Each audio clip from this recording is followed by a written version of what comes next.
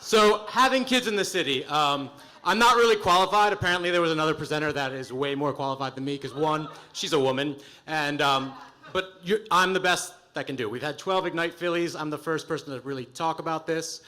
How am I qualified? I've raised my kids in the city for the last 8 years. I've lived in the city 20 years. And when my ex-wife and I, currently, she's my co-parent, which means we're divorced, but we still like each other. When we decided to have kids, we didn't want to give up everything that we love about the city. We didn't want to move to Collingswood. We didn't want to move to Marlton, was it, Jordan? Oh, I'm sorry. So we decided to make a baby. And, a lot of people thought we were crazy. So for us, making a baby was pretty easy. But for others, it's not so tough. So I talked to some of my friends who had to do a lot of things. And, Philadelphia wins immediately if you have any of these problems. So fertility, we have world-class fertility clinics here. Some of the best hospitals. We have, there is sperm delivery, there's Craigslist. There's a lot of things you can do here that you can't do in other places. Adoption, we have more agencies for foreign adoption that are credible. Adoption that are local. Friends of mine, they're a lesbian couple that they actually they went through everything. They went through fertility, they went through adoption, foreign adoption. They ended up using the Department of Human Services to, get their son Michael, and it was amazing for them. So usually Department of Human Services doesn't get a lot of props, so let's give them one for that. So, fast forward, you have the baby. What are you gonna do? Everybody says, well, I need the big house and the big yard. There's nothing that the city's unsafe. It's just not really true.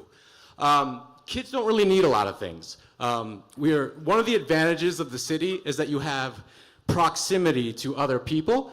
In a way, the row home structure, just how many people are here, you are more likely to find more kids of your age group, and your kids are always gonna have fun no matter where they are. You don't need a big yard that's 8 by 8 feet, and entertain them for years.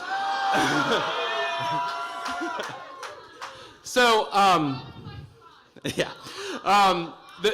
anybody who has kids will tell you it's trite, but they will find things to do to occupy themselves.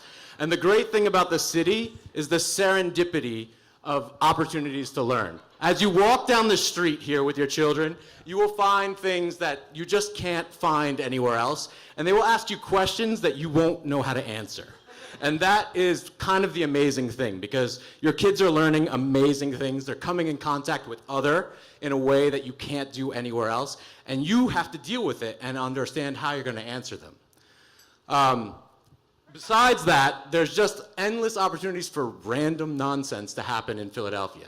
So these are some pictures. We have Please Touch, we have Chinatown, we have my neighbor that lived in South Philly for the last 70 years, who is basically like their third grandfather.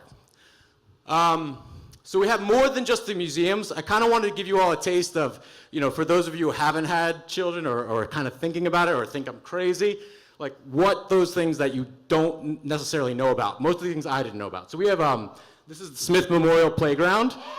Yeah.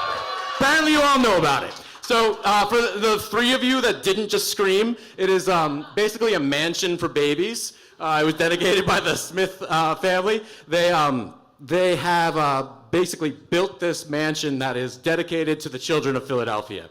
It's amazing. It's on 6 acres. There's endless fun. Other than that, we have Bartram's Garden. I gotta go faster. Bartram's Garden is by America's first great botanist. They don't have that in Collingswood either.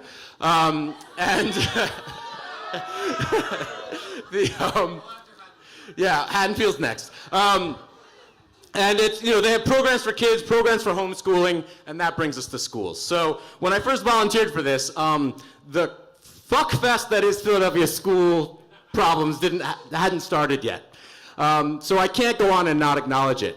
But the thing that you should all know, as scary as that is, there are opportunities for children in Philadelphia, and there's especially opportunities for people who are devoted to spending time and making a difference, not just for their own kids, but for all the children of Philadelphia. And it will not, you can't let it stand the way it is, but you also have to take care of your own. So here's some options. First of all, I want to erase the charter school option as anything that's real for most of you. My son was 937th alternate to the charter schools that some of our city officials told me their kids were in.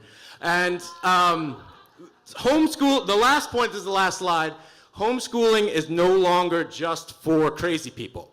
There are a number of homeschooling groups that are still crazy people, but a number of like moderate, of all political aspects, and not just a reaction to either whatever crazy thing they want, but just dedicated individuals that are dedicated to their kids and to the kids of Philadelphia. You can homeschool full-time, part-time. It's more of like a group that's interested in raising great citizens of the world.